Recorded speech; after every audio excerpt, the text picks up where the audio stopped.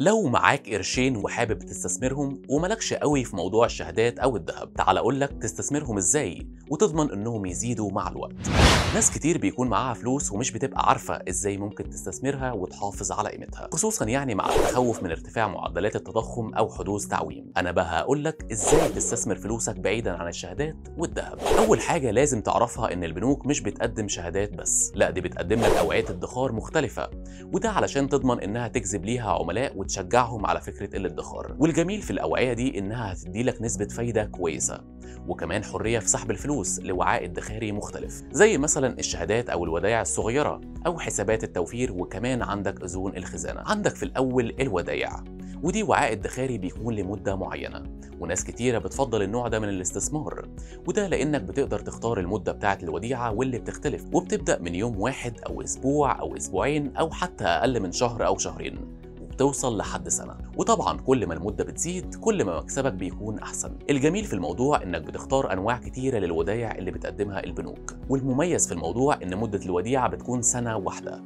يعني النوع ده بيكون مميز جدا للناس اللي مش بتحب تستثمر فلوسها لمدة طويلة أو تتأيد مثلا بشهادات لمدة 3 سنين. والبنوك بتدي لك فوائد مختلفة حسب كل بنك، وليك حرية الاختيار. لكن خليني أكون صريح معاك واقول لك ان الفايده على الوديعه مش بتكون كبيره قوي زي فايده الشهاده، وفي المقابل انت بتستفاد بحريه سحب الفلوس، وده زي ما قلت لك لان مده الوديعه بتكون سنه واحده بس. عندك كمان حسابات التوفير، ودي من اهم المنتجات اللي بتقدمها البنوك، واساسا انت لو مش عندك حساب توفير لا هتقدر تربط شهاده ولا وديعه، فكده كده حساب التوفير بيكون مهم جدا للعملاء، وده لانه بينزل لك فيه بشكل تلقائي الفوائد بتاعه الشهادات او الوديعه في الحساب. طيب هو ايه المميز في حساب التوفير؟ هقول لك يا سيدي. اول حاجه الحساب ده بيفضله العملاء اللي مش حابين يحطوا فلوسهم في اي وعاء ادخاري، بس خلي بالك الحساب ده ليه شروط، واهم شرط حطاه البنوك انه في حد ادنى علشان تاخد فايده على الحساب، وهو انه ما يقلش عن 3000 جنيه ولحد 20000 جنيه. نيجي بقى لاهم وعاء ادخاري في البنوك، وهو أذون الخزانة. واللي ما يعرفش ايه هي أذون سندات الخزانة،